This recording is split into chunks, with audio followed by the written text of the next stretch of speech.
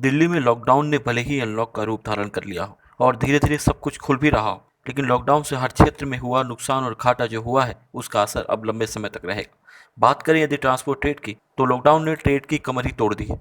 सरकार के द्वारा दी गई तमाम राहत मानो मजाक सी बनकर रह गई हूँ। इसी बीच दिल्ली में ओवर स्पीड के चालकों के आ रहे सैकड़ों चालानों और ओला उबर से कोई मदद न मिलने पर इन ऐप एग्रीगेटर कंपनियों के खिलाफ दिल्ली के लोधी गार्डन में कैब चालकों ने प्रदर्शन का प्रयास किया, लेकिन परमिशन न होने के कारण पुलिस ने वहां से हटा दिया। फिर कुछ चालक जंतर मंतर पहुंचे, वहां प्रदर्शन किया गया। वहां भी कुछ देर के बाद पुलिस ने ज्ञापन लेकर एक और प्यारा सा आश्वासन रूपी लॉलीपॉप देकर उन्हें वहां से हटा दिया।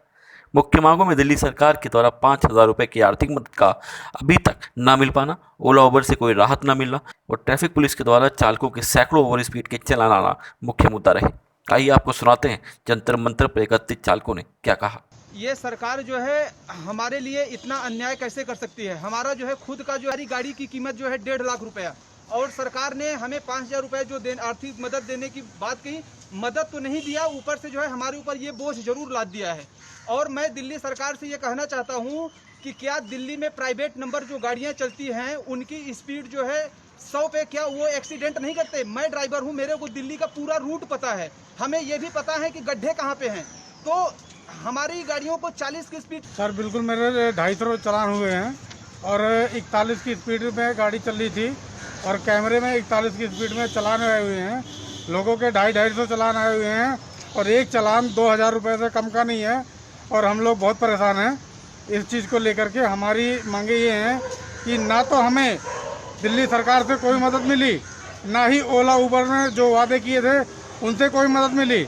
यहाँ तक कि घर में खाने को नहीं है लोगों के, और यहाँ पे हम लोगों को चालान इतने करके हम लोगों को परेशान किया जा रहा है। सर हमारा प्रोटेस्ट इस विषय में है कि जो हमारे ड्राइवर भाइयों के चालान आ रहे हैं वो 40 की स्पीड से चालान आ रहे हैं। प्लस में जो हमारे ड्राइवर भाई इस कोरोना महामारी के उसमें कार्य कर रहे थे और अब वो रोज़गार पर निकले हैं, अब उनको कोई काम नहीं मिल रहा है, ना ही सरकार की तरफ से कोई मदद मिल रही है, ना ही इस कोरोना काल में सरकार ने कहीं इनका जिक्र किया ड्राइवर को ये आर्थिक सुविधाएं दी जाएगी। नाम तो रख दिया आर्थिक मदद के नाम पर आज तक कोई भी किसी को भी हमारे ड्राइवर भाई को कोई सुविधा नहीं मिली इस कोरोना महामारी के जो भी चपेट में है। नहीं, दिल्ली सरकार द्वारा ऐसा कुछ भी नहीं बताया या गया, ट्रैफिक पुलिस द्वारा किसी भी द्वारा नहीं बताया गया, ना ही रोड के ऊपर कोई दिशा निर्देश है।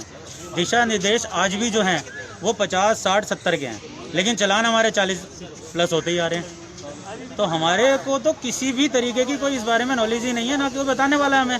अगर रोड पे दिशा निर्देश लगे होते कि टैक्सी जो है स्पेशली 40 पे चलेगी तो शायद हम लोग फॉलो करते हैं, लेकिन वो भी फॉलो करना मुमकिन ही नहीं है, क्योंकि जैसे सब भाइयों ने बोला, बार बार बोलना बेकार है कि हम रोड पे 40 की स्पीड पे चल ही नहीं सकते, हमें लोग चलने ही नहीं देंगे, हमें मारेंगे, पीटेंगे और हमारे झगड़े होंगे और हो सकता है कि हम में से कुछ भाई मारे भी जाएं। पुलिस हाय हाय, दिल्ली पुलिस हाय हाय, दिल्ली सरकार हाय हाय, दिल्ली सरकार हाय हाय। मुद्दे तो ठीक थे, लेकिन जब परमिशन नहीं थी तो ऐसे प्रदर्शन का क्या लाभ। वहीं यदि सिर्फ बात ज्ञापन देने मात्र की ही थी तो वह तो बिना प्रदर्शन के भी दिया जा सकता था।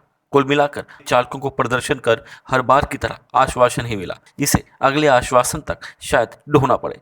ऐसे में अब चालकों को भी किसी भी प्रदर्शन में शामिल होने से पहले अब संस्थाओं से ही पूछ लेना चाहिए कि क्या परमिशन है, क्या मांगों की लिस्ट में से कुछ पूरी करवा भी पाओगे या नहीं, या सिर्फ फोटो और वीडियो के लिए ही प्रदर्शन करवा रहे हो। चालकों को जागरूक होने की ज़रूरत है, वहीं एक जिम्मेदार लीडर की भी। न्यूज़ ट्रांसफर विशेष ब्यूरो रिपोर्ट, दिल्ली।